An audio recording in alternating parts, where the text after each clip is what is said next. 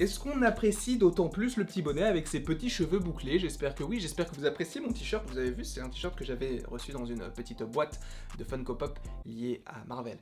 Du coup, c'est le truc des shawarma. D'ailleurs, ils vont les faire et ils les ont déjà fait en pop.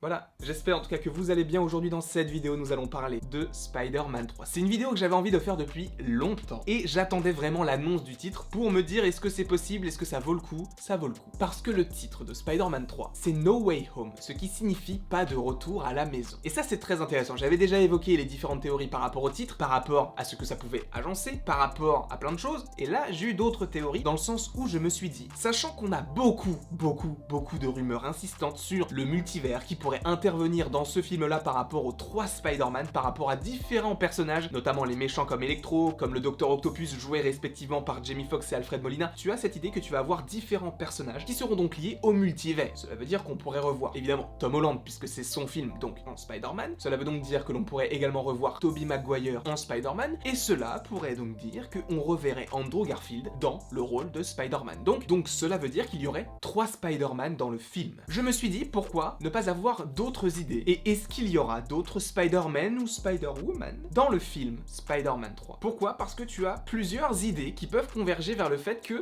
peut-être qu'il n'y aura pas que 3 Spider-Man dans ce film-là. Premier élément, et ce n'est pas moi qui l'ai trouvé, je l'ai vu sur Twitter, sur le tableau, là où il y a marqué donc le No Way Home dans le teaser donc de Spider-Man 3, dans lequel ils ont annoncé le titre, No Way Home est donc écrit sur un tableau. Et derrière, tu vois qu'il est entouré d'une forme assez étrange. C'est Porto Rico. Tu vas me dire, quoi? C'est Porto Rico? Qu'est-ce que tu me racontes? En fait, ce sont les contours. Et qui est originaire de Porto Rico? Miles Morales. Tu crois vraiment que c'est mis comme ça, juste comme ça? Ok, j'ai vite fait parler de tout ça à Terry et il a rencontré John Watts et il m'a dit que John Watts était vraiment un gros fan de l'univers de Spider-Man. Donc sachant que c'est John Watts qui réalise le film Spider-Man 3, on pourrait comprendre que c'est juste un indice pour nous faire parler et juste pour nous dire bah c'est bon, on a mis cette forme là, ça fait penser à Porto Rico, donc Miles Morales et tout, mais peut-être qu'il ne sera pas dans le film. C'était peut-être juste une petite référence parce que le réalisateur est fan de tout cet univers. Mais, bah tu me connais. Tu sais que je peux partir très loin juste avec un dessin.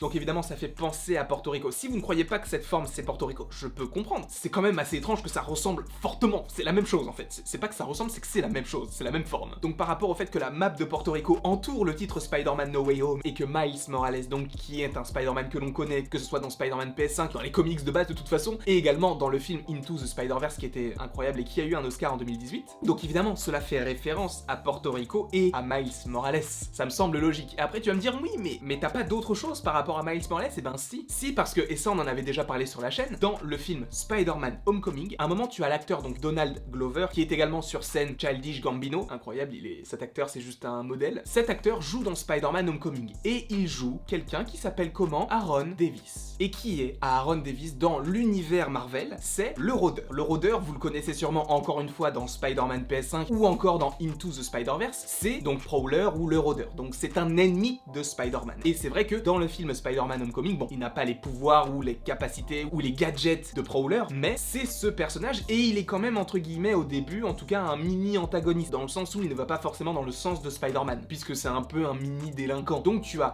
Donald Glover qui joue Aaron Davis, qui est dans les comics Prowler. Et tu vas me dire ok, d'accord, mais pourquoi, quel est le rapport? Dans les comics, dans le jeu vidéo, dans le film d'animation, c'est l'oncle de Miles Morales. Et ça, c'est très intéressant, parce que tu as cette idée qu'un personnage pourrait introduire un autre Spider-Man. Et l'indice le plus important de ce dialogue entre Aaron Davis et Spider-Man, vous savez, dans le parking avant que Spider-Man aille sur le bateau jaune, et tu as Aaron Davis qui dit « J'ai un neveu qui habite sur New York et je ne veux pas qu'il finisse entre guillemets comme moi ou qu'il ait de mauvaises fréquentations. » Prowler, qui est dans les comics, l'oncle de Miles Morales, qui est dans Spider-Man Homecoming, joué par Donald Glover, parle de son neveu, qui, donc dans les comics, est Miles Morales. Et donc si tu rajoutes à ça le fait que tu es la map de Puerto Rico,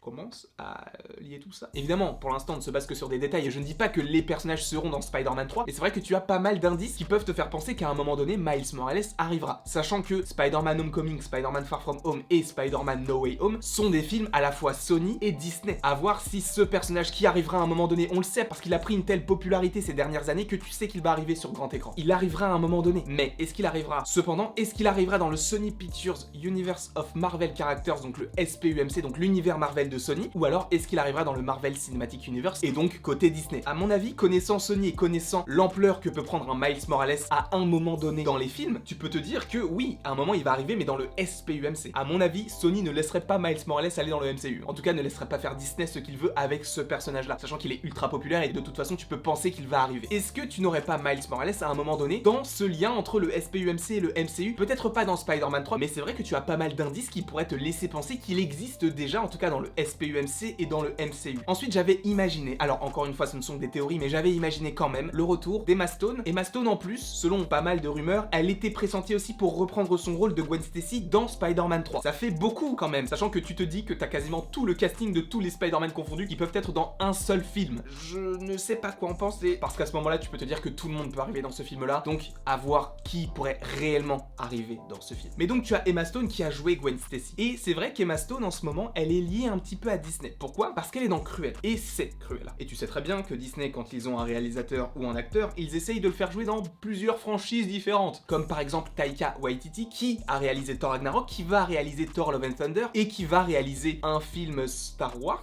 déjà, et qui a réalisé, il me semble, déjà un épisode au moins de The Mandalorian. Donc tu sens que quand tu entres chez Disney, il y a de fortes chances pour que tu apparaisses aussi dans d'autres programmes qui sont liés à Disney, mais pas forcément à ton film. Donc à ce moment-là, on peut se dire que Emma Stone pourrait arriver aussi dans le MCU. Alors évidemment, je ne me base sur rien du tout, ce sont juste des idées que je vous propose. Mais c'est vrai que l'un des bémols par rapport à cette idée, c'est que Gwen Stacy est un personnage Sony en soi. Même si c'est lié à Disney, etc., c'est quand même un personnage Sony, et en plus l'actrice a déjà joué le personnage dans un film Sony et exclusivement Sony. Peut-être que ça ne fonctionne pas par rapport au fait que le personnage puisse jouer dans plusieurs programmes Disney, mais je me dis que ce n'est pas impossible de toute façon de revoir le personnage. Pourquoi? Parce qu'il a été annoncé selon certaines rumeurs, on se disait peut-être que l'actrice pourrait revenir en tant que Gwen Stacy. Tu vas me dire, mais quel est le rapport avec Spider-Man? Gwen Stacy, dans les comics, c'est Spider-Gwen. Et là, tu peux me dire aussi que Gwen Stacy, dans The Amazing Spider-Man 2, elle est décédée. Seulement, Electro aussi, il est censé être mort. Dr. Octopus aussi, il est censé être mort. Et pourtant, il y a pas mal de rumeurs qui disent qu'ils vont être dans le film. Par rapport à ça, c'est pas impossible qu'elle revienne. Seulement, je pense que ça peut être la meilleure solution possible. Déjà que tu es Emma Stone, parce que c'est une actrice incroyable, elle a un Oscar.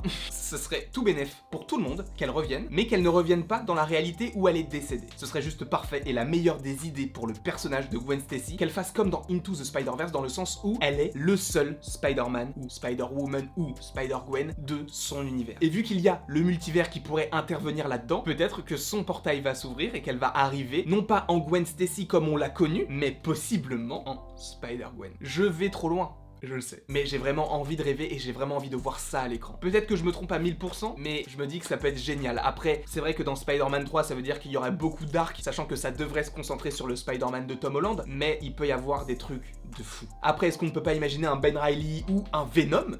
Je ne sais pas. Mais non, de toute façon, je pense que le film va se consacrer sur Tom Holland. Après, par rapport à la fin de WandaVision, on peut se dire que les différents Spider-Man, si ils sont dans le film, ne seront pas forcément là pour une grosse partie du film. Après, je me trompe peut-être, et peut-être qu'ils ne seront pas du tout là et qu'on se monte la tête pour rien, mais j'ai envie de rêver, et le film est dans moins d'un an, puisque normalement il est censé sortir en décembre 2021, espérons qu'il sorte à ce moment-là. En tout cas, voilà tout ce que j'avais à vous dire par rapport aux différents Spider-Man que je voudrais voir. Je ne dis pas qu'ils vont arriver, je dis uniquement que je voudrais qu'ils viennent. Pas forcément dans le film Spider-Man 3, mais qu'ils arrivent à un moment donné, notamment avec Emma Stone en Spider-Gwen et Miles Morales à un moment donné, puisqu'il est teasé entre guillemets avec plusieurs petites références. En tout cas, je ne sais pas ce que vous avez pensé de cette vidéo. N'hésitez surtout pas à aimer, à partager, à commenter et à vous abonner. Cela me ferait extrêmement plaisir. Et après tout, selon Laïus, il ne me reste plus qu'à vous dire à la prochaine pour la prochaine.